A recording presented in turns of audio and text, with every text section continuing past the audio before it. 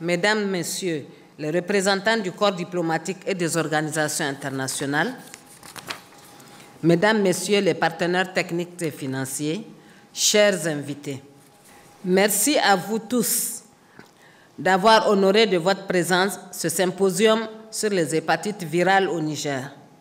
C'est en effet une thématique d'actualité qui nous tient à cœur dans le cadre de l'amélioration de la santé de la population. En effet, le 1er décembre 2014, dans mon discours lors de la célébration de la Journée mondiale de lutte contre les IST-VIH-Sida à Tillabéri, j'ai fait un plaidoyer en direction du ministère de la Santé publique sur la question des hépatites. Ce plaidoyer a été entendu sans tarder et je constate aujourd'hui avec plaisir qu'un grand projet est en train de voir le jour.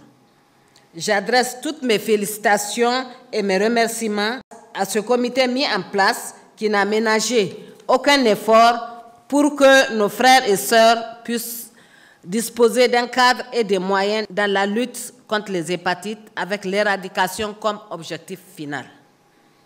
Au plan mondial, la question des hépatites devient une grande préoccupation. En effet, selon l'OMS, les hépatites B et C ont affecté 325 millions de personnes dans le monde et ont causé 1,3 million de décès en 2015. Seule une personne sur 20 atteinte d'une hépatite le sait et 1% des malades ont accès à un traitement.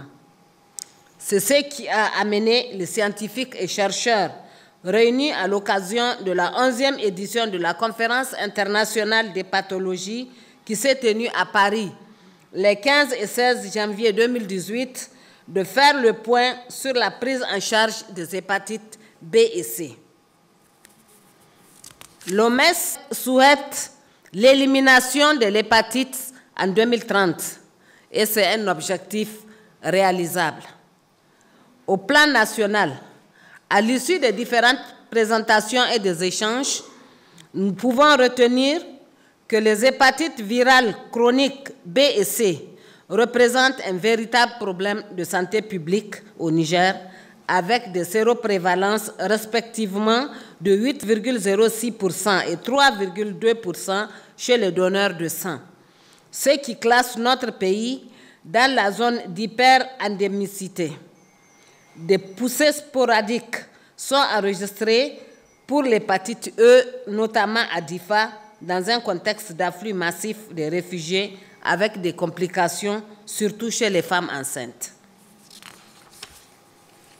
Rappelons que l'analyse de la situation au plan national réalisée en 2016 a révélé les points suivants. L'existence d'une politique nationale en matière de sécurité transfusionnelle adoptée en 2004 qui prévoit le dépistage systématique de toutes les poches de sang à l'hépatite B et C. La prise en compte de l'hépatite B dans le programme élargi de vaccination PEV intégré au Penta 3 depuis 2008.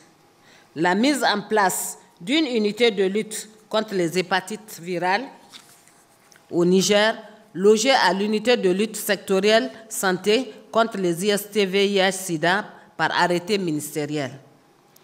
L'élaboration d'un draft de plan stratégique national de lutte contre les hépatites virales 2018-2021 avec l'appui des partenaires. La mise en place d'une unité de prise en charge des hépatites chroniques B et C à l'hôpital national de Niamey.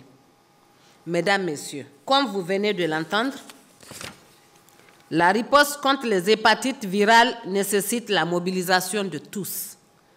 Les difficultés résident dans l'accès des patients au diagnostic et au traitement dû à une insuffisance de subventions et de ressources. Ce retard a comme conséquence majeure la survenue de complications associées à une mortalité élevée. Le présent symposium sur les hépatites virales au Niger nous offre l'opportunité de lancer un vibrant plaidoyer en faveur de l'engagement de tous dans la lutte contre ce fléau.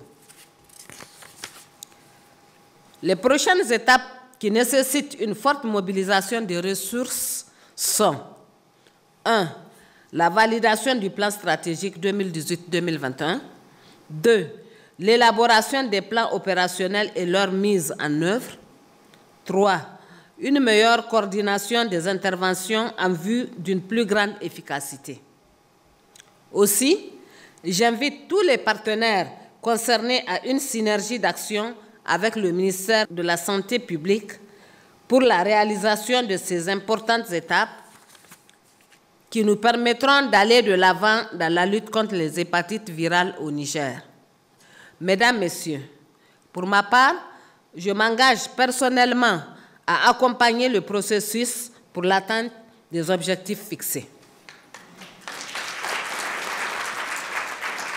Chers techniciens, partenaires techniques et financiers, je sais pouvoir compter sur votre soutien qui n'a jamais failli à nos côtés.